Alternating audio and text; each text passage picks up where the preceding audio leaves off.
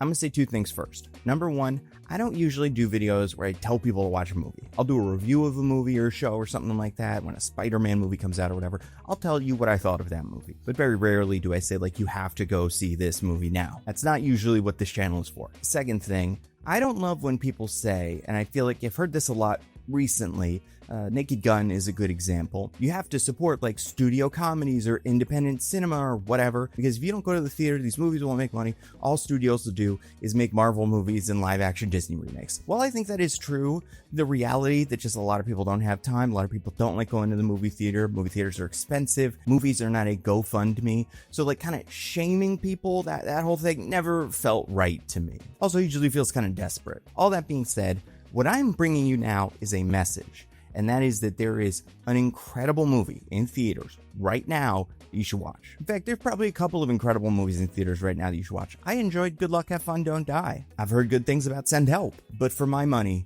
there is a movie in theaters right now that is probably the funniest movie I've seen in the last decade. It is called Nirvana, the band, the show, the movie. Now, I know what you're saying. Oh, I've heard people talking about this a lot. Everybody's like, oh, you gotta go see this, you gotta go see this. I know that can get annoying. Everybody's had that thing happen where someone goes like, oh, you've never watched Succession? Oh, you gotta watch it. You're gonna love it. And if someone does that like 4 or 5 times, you kind of dig in and you're like, I'm not gonna watch it out of spite because I'm annoyed at how it is being presented to me. Even though the person is probably right, I'll probably love it. But this is more like genuinely, unless you are kind of plugged into this thing. It is very easy to miss this movie. It's very easy to miss a lot of movies. Everybody saw that post on Twitter or Instagram or whatever where someone's scrolling through all the movies at their theater and they're like, what are these? I haven't heard of any of these. And it's like, I don't know, Wuthering Heights and Goat. Like, people have been talking about them. And this didn't even come up on his scroll, but you know, it's the kind of movie that I would understand people would go, I've never even kind of heard of that. Also, the title is a joke, and specifically an inside joke relating to a show, because the show is called Nirvana, the band, the show.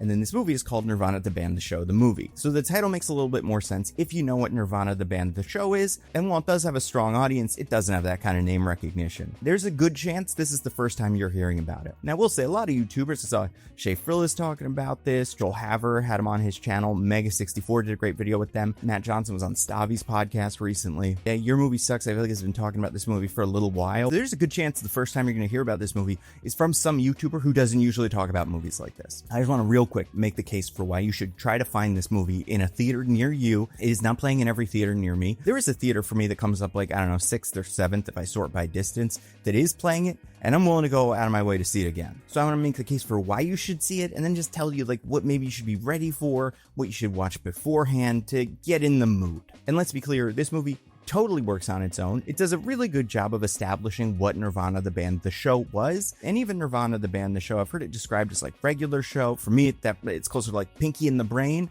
which is a really simple concept. Here's an episode. It's a funny thing they're doing. So all you really have to know is this, the dynamic between these two guys. This is what they want to do, where they want to go, and this crazy plan they're going to try to do to make it happen. But anyway, the case for why you should go see this movie. It is the funniest movie I've seen in a theater in like a decade. And there have been some comedies recently that I love. People say a lot of time like, oh, there just aren't enough really, really funny comedies. I think there have been a lot of very funny comedies recently. I really liked the Naked Gun reboot. I loved Friendship. I thought Splitsville was very funny. I'm sure there's a bunch of movies I'm forgetting, and like comedies aren't getting made at the pace they used to get made, but like there's still very good comedies you can watch in a movie theater, you know, in the last couple of years. And then there's all the movies like the Marvel movies that are also sort of comedies, or like Zootopia, a movie that's filled with jokes. But like I think there's some pretty good proper comedies out there, and I think this is the best one I've seen in a very long time. I will say, sometimes it feels like maybe people oversell the theater experience. I think there really is something so special about a comedy specifically working in a movie theater. Seeing it with people. Doesn't have to be a huge crowd either. Like when I saw it, it was an AMC screen unseen thing. There were maybe like 20 people there. It wasn't a huge theater either. But the energy I was getting from this crowd made the movie better. And also visually, like, yeah, it's not Avatar,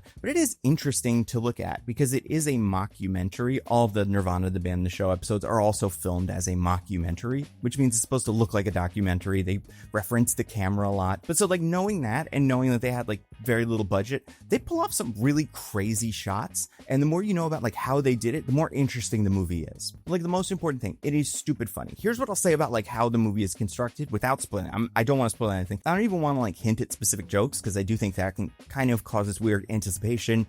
Just trust me, lots and lots of funny jokes. I was laughing on the way home, by myself at things that I remembered from the movie or things that I didn't put together until after the movie, like you will laugh. Here's what I'll say about the way the movie works. It starts like an episode of the show starts, which is Matt and Jay, two friends, are trying to book a show at the Rivoli. This has always been the pitch for the show. They want to do one thing. They want to use some sort of publicity stunt to do it. I know what you're thinking. Why don't they just go to the Rivoli and say like, hey, we're a band, we want to play there? They haven't thought of that yet. Instead, they do these really, really convoluted plans that involve them going out into the world with cameras and filming real people reacting to them doing or saying really wild stuff. So in that sense, it feels like something like Nathan Fielder, which is funny because they're both Canadian. But part of the fun of this movie is knowing how unpredictable individual scenes can be. But anyway, so they're going to go do a publicity stunt to book a gig at the Rivoli. Also, the Rivoli is a theater in Toronto. It is not the Carnegie Hall of Toronto. It's just the venue that they decided on a while ago. Also, what kind of band are they? They're not really a band. They like play music on a piano. They haven't figured that part out either. They really just want to book the show. And it's your classic odd couple where Matt is very excited. He comes up with all these ideas. And Jay sometimes is a little more grounded. It's like, are we going to be able to do that? But goes along with it.